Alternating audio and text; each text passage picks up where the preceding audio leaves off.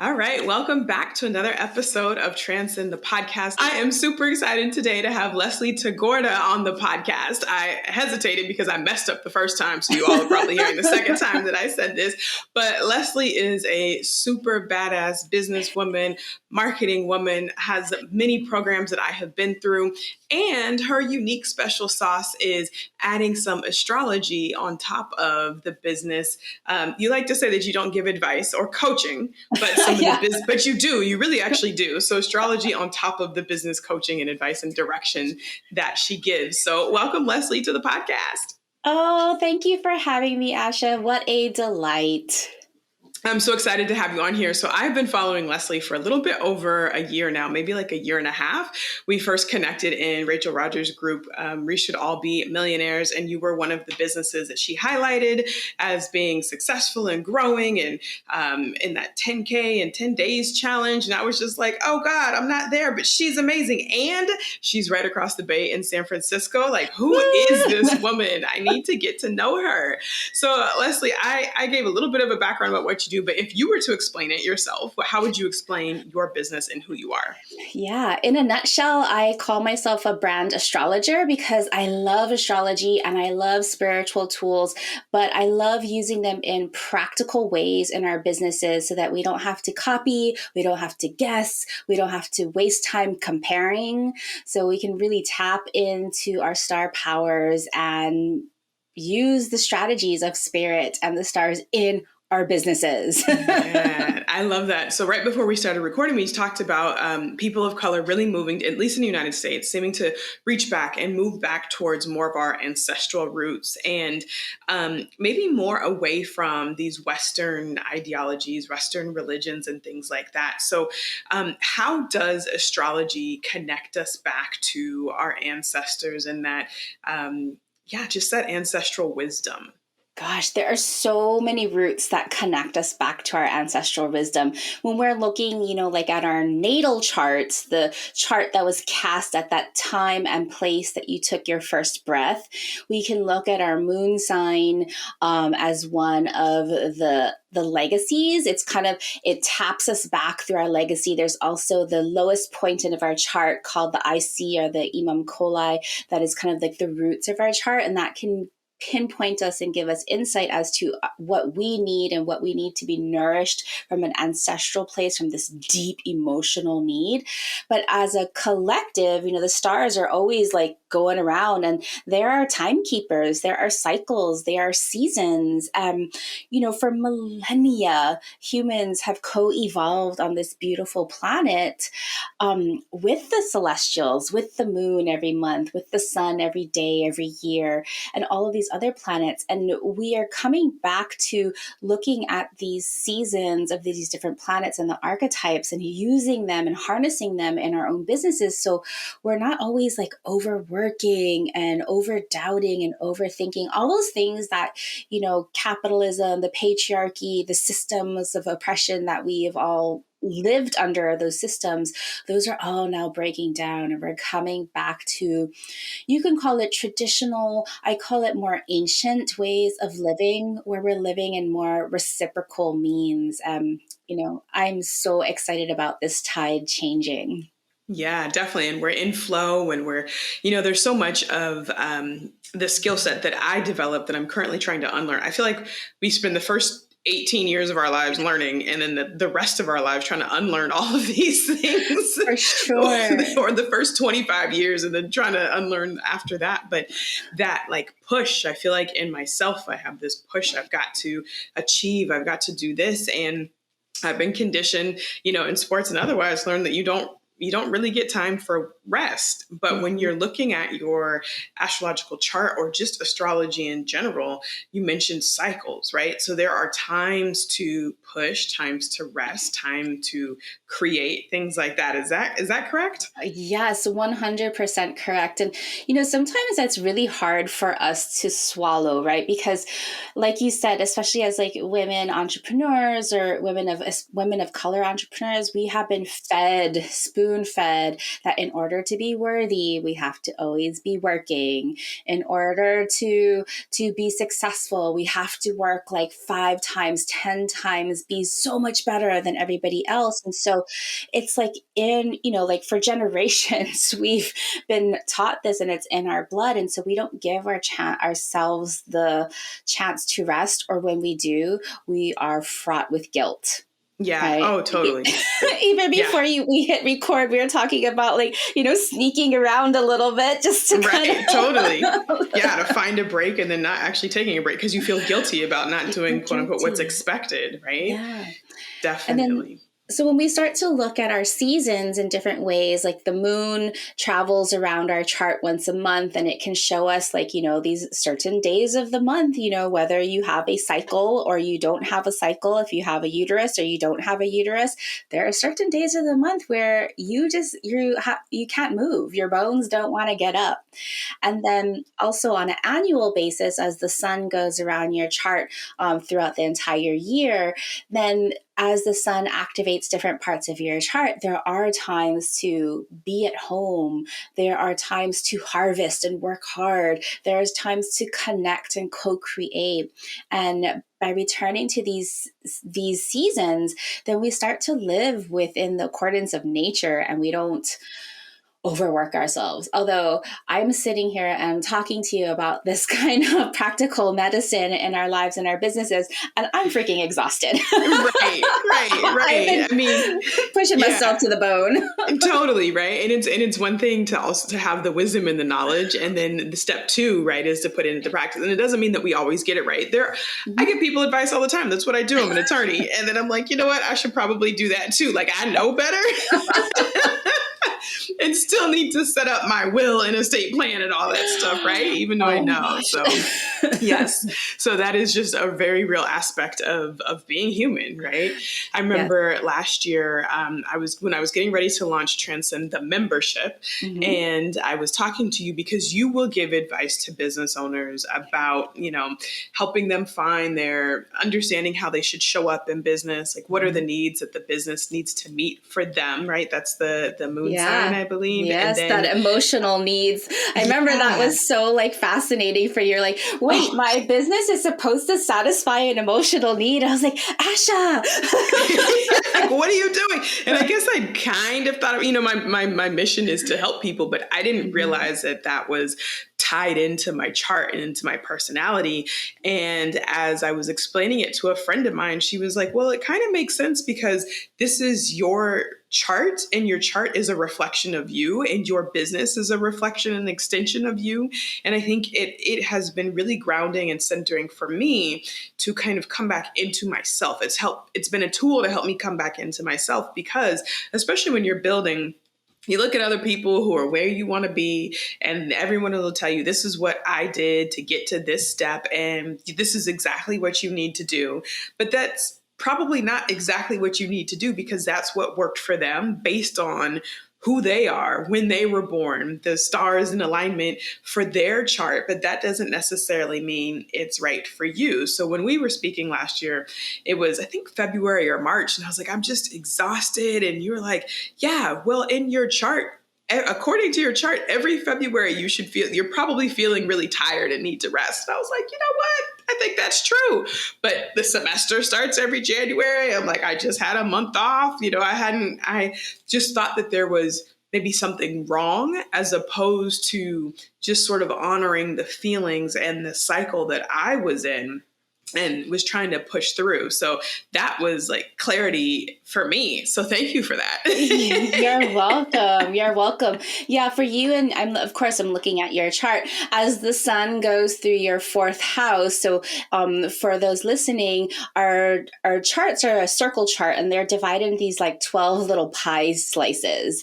And the 4th house, one of the slices at the very bottom, when our sun goes through that 4th house, it's a time where we want to declutter. We want to come back home. We want to come to our roots. And so sometimes, like, for you, Asha, like if you need to be teaching, like do it from your bed under your cozy covers.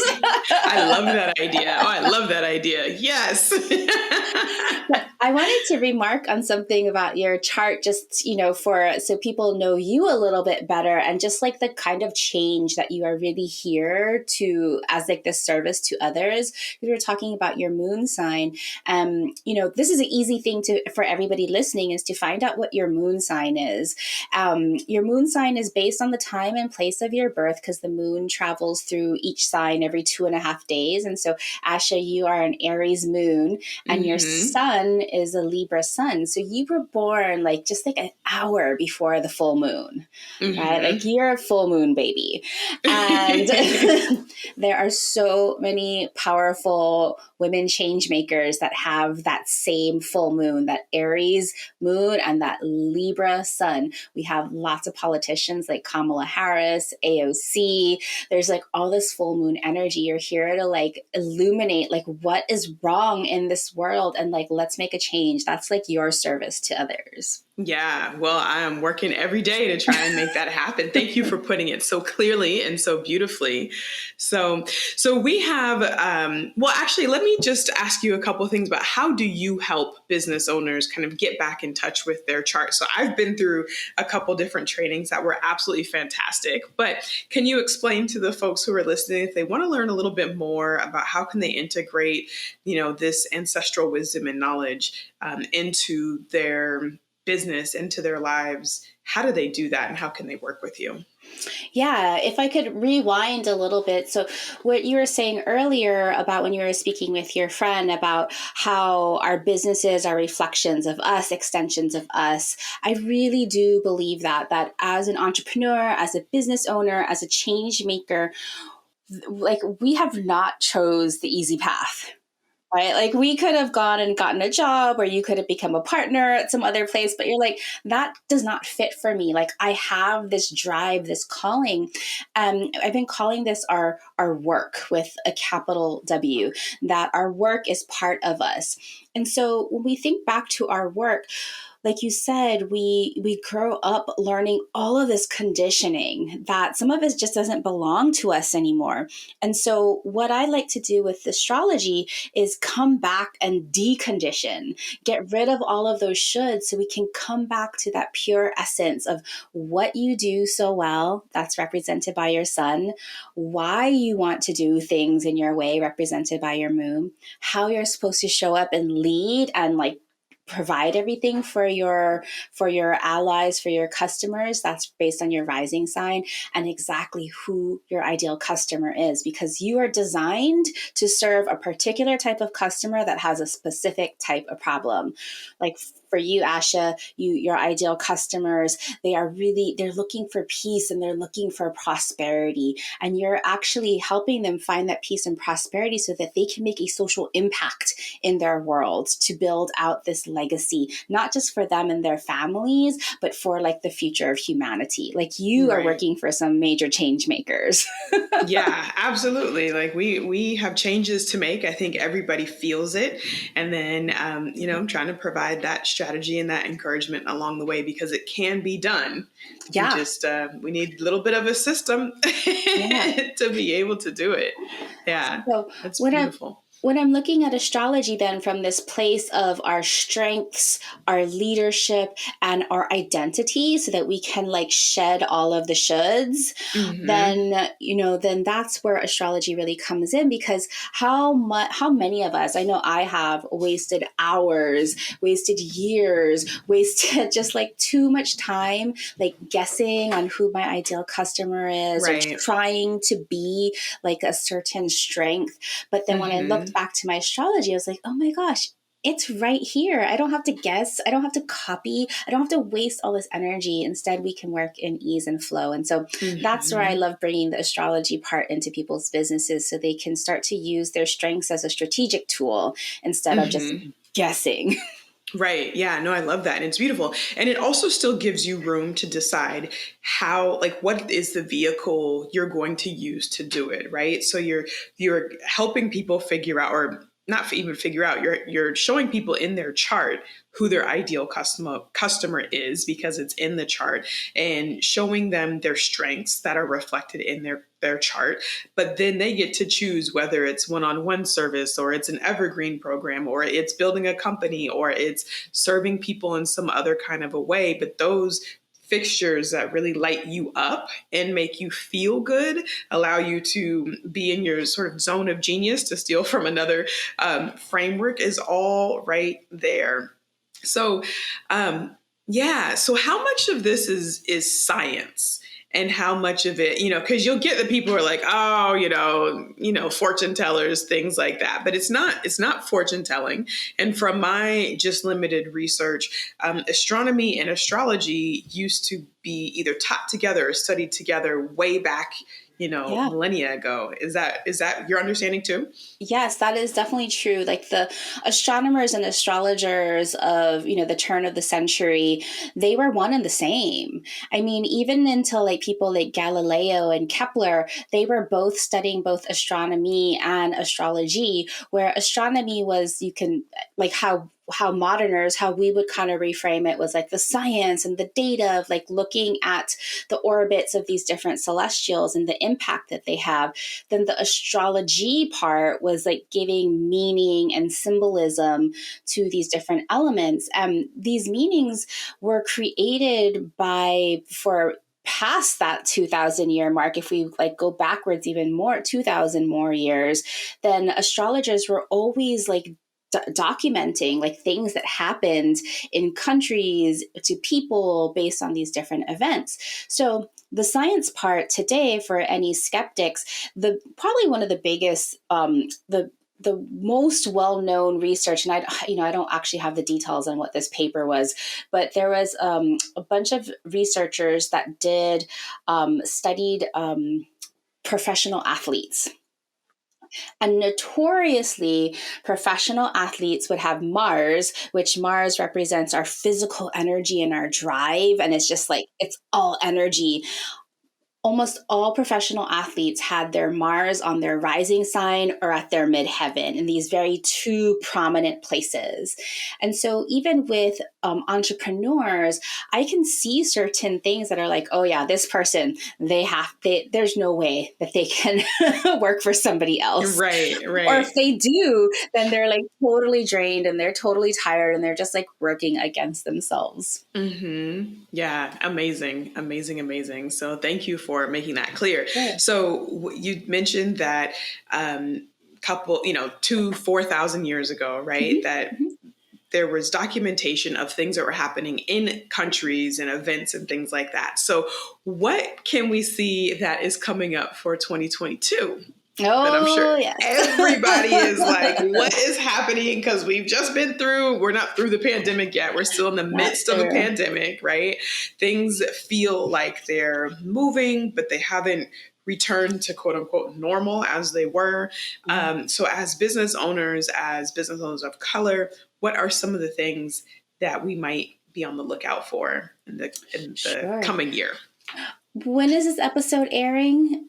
So it'll be end of December. End of December. All right. So there's a few things.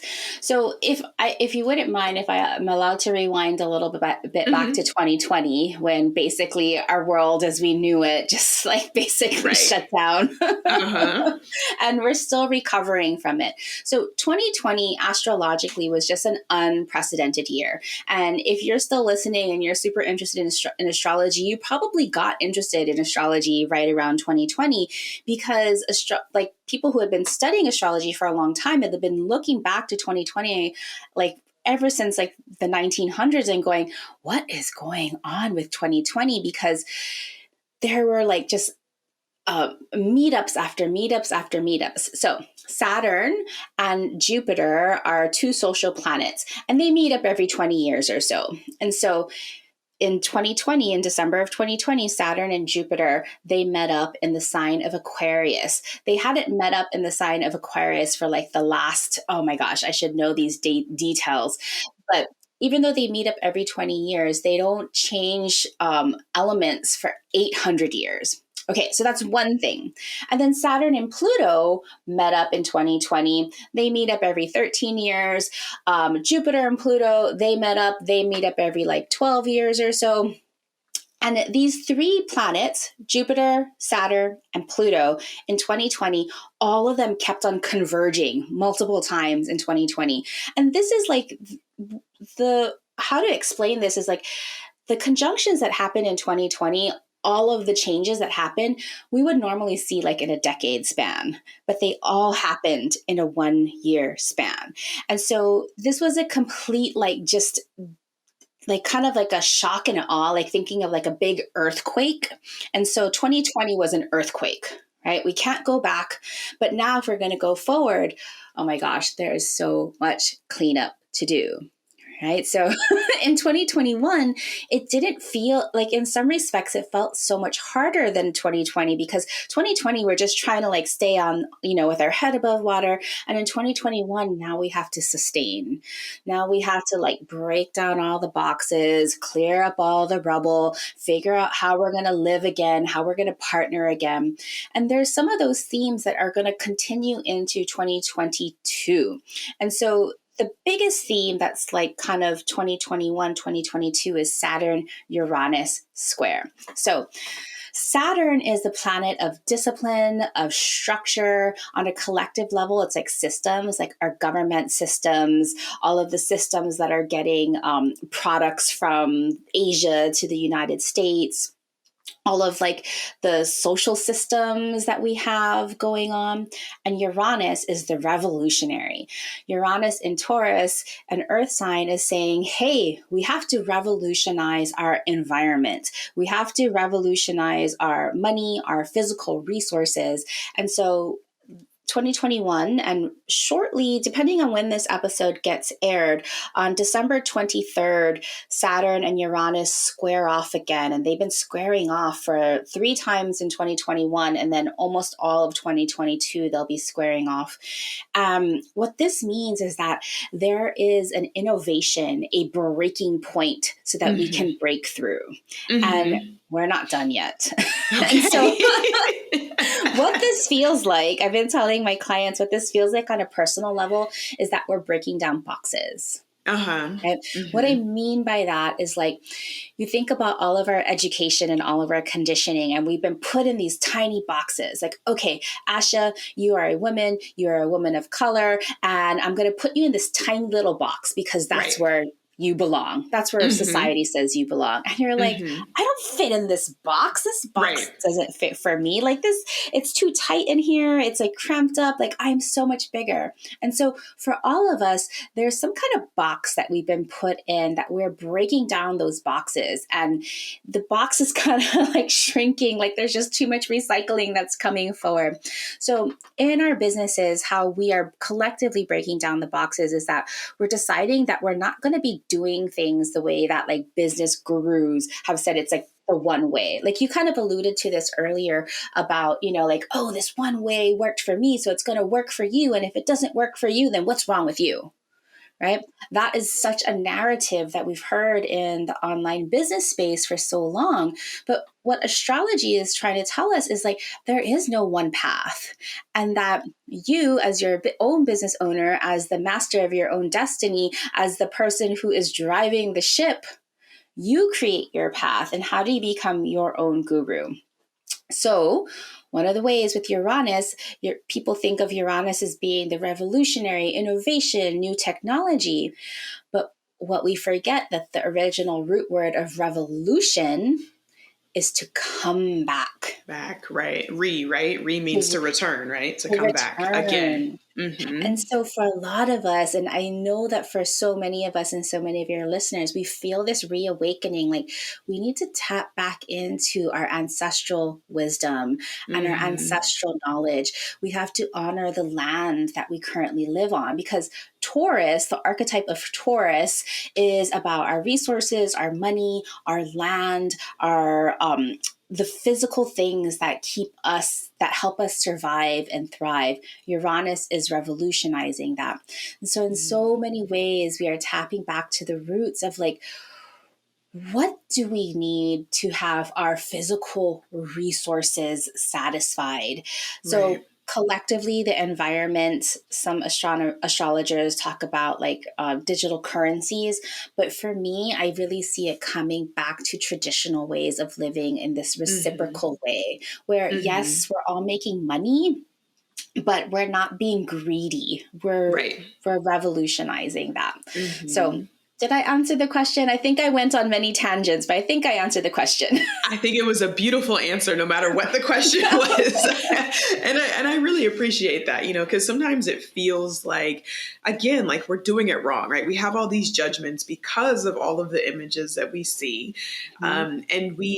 At least within me personally, there is this deep desire to slow down, to simplify, to not be doing so much, right? That feels like a revolution, like coming back, not just revolutionary because it's shaking up the system, but a return to, like you said, this simpler life and lifestyle, keeping the main thing, and Yeah. forgetting everything else, or choosing not to engage, or choosing how to engage with everything else as it serves. But there's this sense for me personally of like finally feeling like it's okay to put myself first and what I want Mm. first, and then everything else will come out of that, as opposed to serving other people first and other systems first, and then taking care of myself last. So I think that's kind of in the same energy. It Yes. feels like it's right there.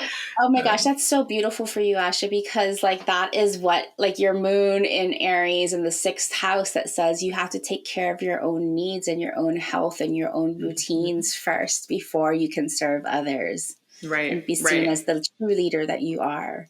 Yeah, which is so counterintuitive because that's not what I had done. I mean, I've always taken care of myself, but I've always taken care of myself after I have taken care of everything and everyone else, right? And I'm Yes. scared for what happens when I get married and have children, because I'm single right now and I already do that. So when I have some dependents, I better really be careful.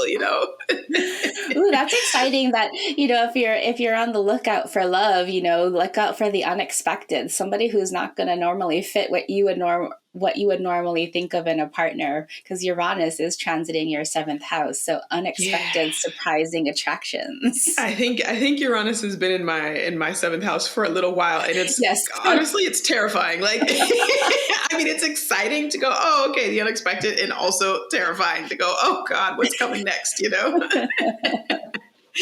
That's awesome. All right, is there anything else that is happening in 2022 that you think we Yeah. should be on the lookout for? Yes. The one key signature that defines all of 2022 is the meetup between Jupiter and Neptune in their both home sign of Pisces. So, Jupiter and Neptune are both like spiritual visionary energies, where Jupiter is more about kind of like our social justice and our own structures and kind of man made spirituality and belief systems and philosophy, and where then Neptune just kind of expands it and makes it less physical and makes it more meta.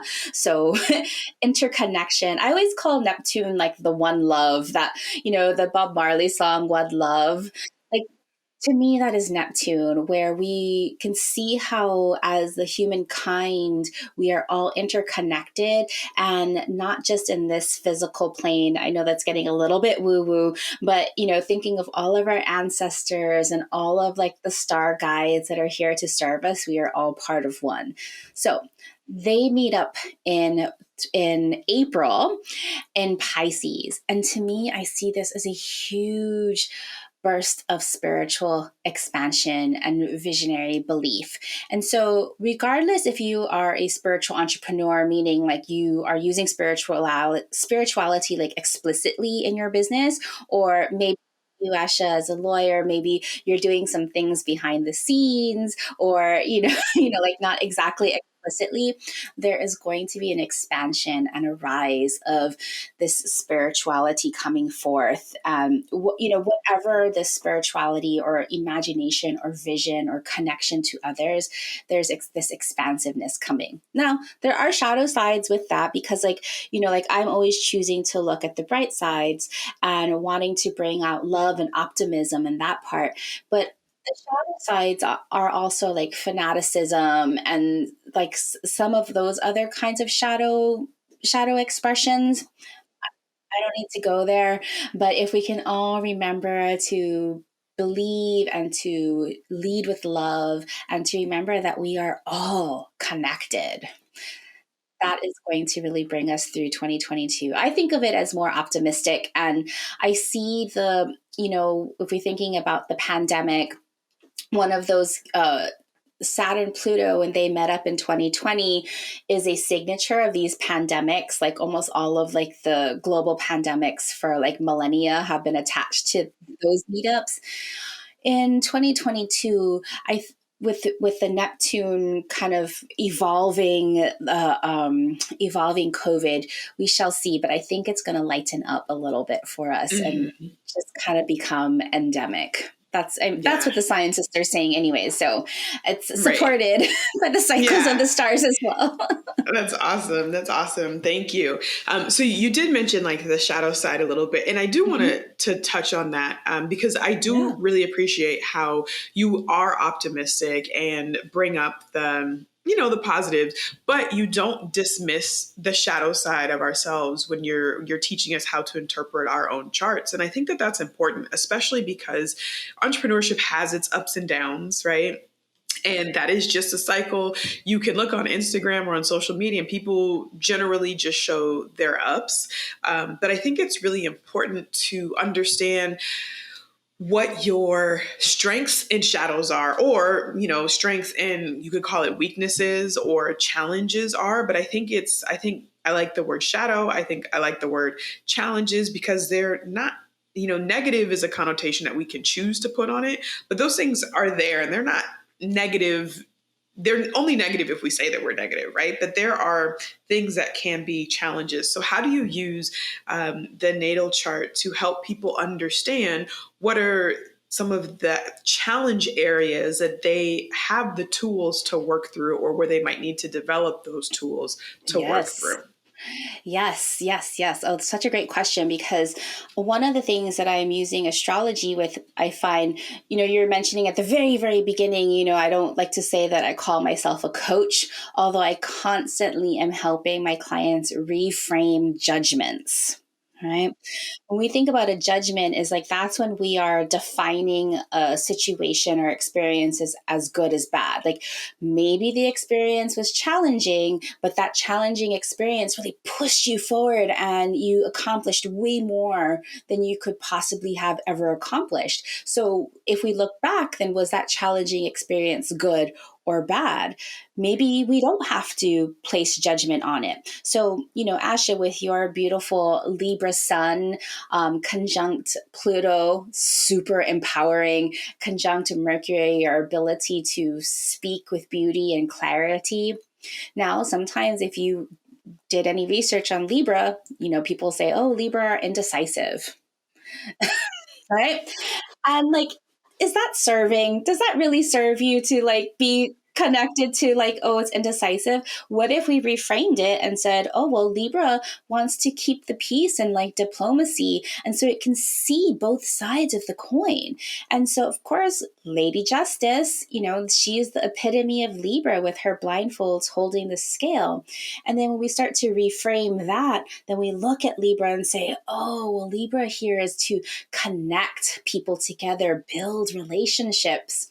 Then we take that to the next level. How do I confidently express these beautiful parts of my Libra self that, hey, my ability to see many sides of a situation is what's creating diplomacy and understanding and connection between all the parties involved? Then we take it to that next level from communicating to then finding situations in your business where you are constantly using and reframing that people-pleasing tendency. It's not that. It's creating peace and diplomacy and understanding between different parties. That's what it is. Love it. I'm going to take that out and put it on my wall or remind myself. So whenever I have doubts, I'm just going to look at it again and again and again. So That's awesome.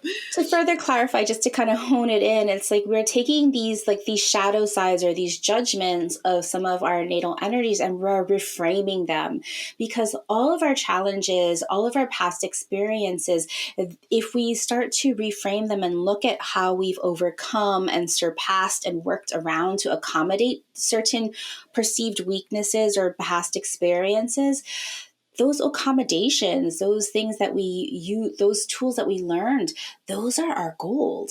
That's like what we're supposed to work into our offerings, because we've achieved despite those experiences. Right. Right.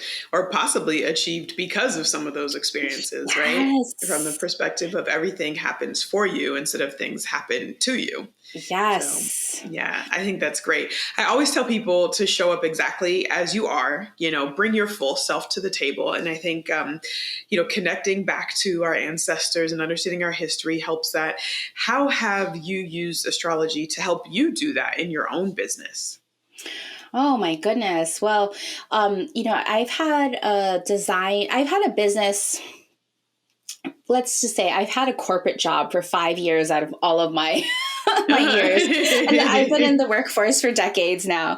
And I had a design business, and I was just stuck in this comparison and self-doubt. I'd look at other web designs, or I'd look at other logo designs, and just think that my work just wasn't very good. Even though it was good, I was just stuck in comparison kryptonite. That's my kryptonite is comparison. Kryptonite. And that is one that I deal with all the time. And so I had my business for about 12 years, and I had my child, and I was just like, I got to do things differently. And I was just like, I'm going to go work at Starbucks, right? That seems to always be the out, right? Like, I'm going to quit my business. Health benefits. I'm going to go work at Starbucks. And then so I looked at my natal chart, and I hadn't looked at my natal chart in some years. And I was like, oh, look at all this. And, of course, I had been a professional brander, so I knew everything that you needed in a brand, like your positioning and your differentiations and your values. And I was like, oh, look, in our astrology chart, it's spelled out right there. And then I started kind of positioning my business using my astrology chart, and I felt so free. I felt so liberated. Like, I finally felt like I wasn't comparing or copying somebody else. And that's when I knew I had something really special. And so once I decided to fully weave in astrology into my branding business, then that's where things really started taking off, because I was using my own star powers, and I was guiding my clients to use their star powers. So that's how I use astrology. And then, of course, I'm always looking at it like, why am I having such a tired day today? Or like, why is this so hard today? Right. Go back and look, right? Because it's written in the stars. Written in the stars, it is. And it's not that we're fated, right? I want to be super clear about that. It's not that we're fated. Like you said earlier, we get to make choices. The stars are always asking us, okay, they're asking questions. They're like, how are you going to use this energy today? Are you going to fight against it, or are you going to work with it? Yeah, absolutely. I think it's another tool that we can use, right? Not determinative, because I personally believe we all have free will, make choices every day, like you said. But it is another tool to help us understand the energies that are moving around us, because whether you tap into them or not, they are, right? They are moving around. And so it just gives us another little bit of insight and something to grasp onto if it resonates, to help us get to where we're trying to go and help us to understand what's going on in real time in our world and in our lives. So I have a question for you, Asha. Yeah. So, thinking about spirituality and this spiritual revolution that we're about to embark on or have this expansion in, when I see your chart, I see you as somebody who is very, very spiritual. As someone that is really bringing in those tools from your ancestors. And I'm curious what's coming up for you. Yeah, well, I would say that I'm in probably for about the last year and a couple months in this like period of spiritual awakening in a sense. I started working with, shout out to Keisha Frazier, who does mindset or used to do mindset coaching, but has moved into spiritual healing and things like that. And just got like deeper into examining myself and figuring out what these things were that were coming up. In December, my dad died. And then I feel like that opened up. So I think sometimes when you're in pain or in this like emotional state, it's easier to go deeper because you're already raw. You don't have the defenses up that we normally have going through our, our daily lives. Absolutely. Right. So then, yeah, started doing more deep dives and things like that. And, people always say, oh, you're intuitive. And I'm like, I don't know that I'm intuitive. I don't hear stuff. I don't see stuff. But my intuition, I have learned through more education, is this claircognizance, which means like I just know things. So I can look at someone, I can talk to someone, and I will just kind of have this knowing about what's going on with them emotionally or where they're stuck at or what the things are that they need to work through. But it scared me a little bit because I didn't want to be judgmental. I didn't want to make assumptions about people because I've seen assumptions made. And so I'm still learning how to trust that my intuition is guiding me along the way. So I think that everything that I do to prepare myself to be on the podcast, to be creating content for people, I am tapping into my own spiritual powers and strengths first and using that as the encouragement. So when someone is stuck on something, I am talking to them and encouraging them from a place of this, my own spiritual enlightenment, I suppose. And I'm not necessarily explaining it to them, well, this is what intuition told me, but I'm just using that as I am talking to and coaching with people. So I don't know that I will have, a quote unquote spiritual business one day, but I will certainly continue to run business and run my life from the spiritually empowered and in tune place. That brings me so much joy to hear, Asha, because like when we first did your reading of like I guess earlier in the year, I was like, hold on, there's something you're not using a certain like, are you sure? Right. I think it was August 2020 is when I had my first reading. Oh, I see. Yeah. That is so wonderful to hear because like in your chart, it's just like, I love what you said. It's like letting go of judgment and learning how to trust your intuition. And if I may add one thing just for you, it's like when you get that claircognizant knowing and you're not quite there to trust it yet, lead with curiosity.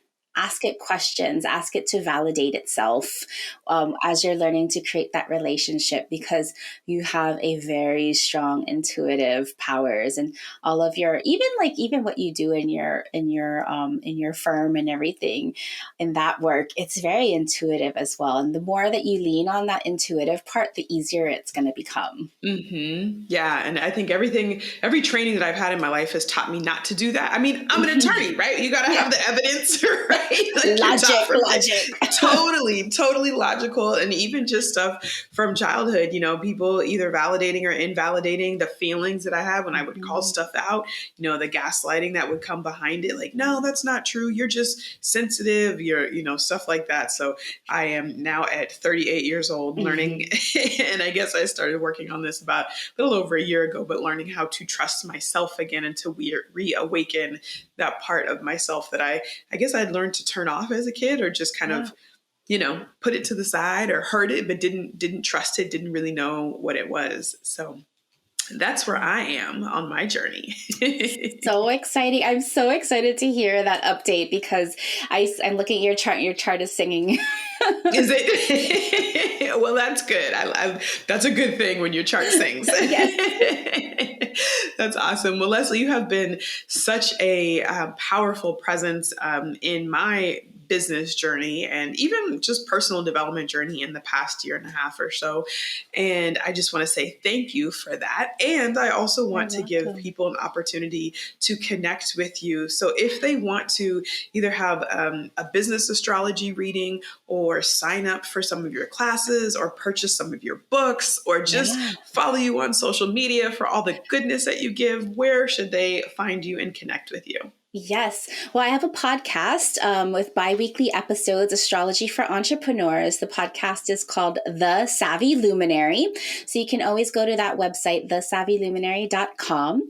And I have a free gift for your listeners if they would like a highlight report for 2022. And then it has all the different ways that you can work with me. So if you head on over to thesavvyluminary.com/transcend, you can download a 2022 in the stars highlights that'll give you kind of just a bird's eye view of what's up and in store and how you might want to work with me in the future. Awesome. Thank you, Leslie, so much. It's such a pleasure to have you on here. I think I should do this every year. So Yes. at the longest, it'll be another 12 months, and hopefully it'll be much shorter than that. But I would love to have you back. Thank you so much for your time and your talent and for your gift that you have given to the world and given to me and to the listeners. Thank you so much. Thank you, Asha, for having me. Such a pleasure.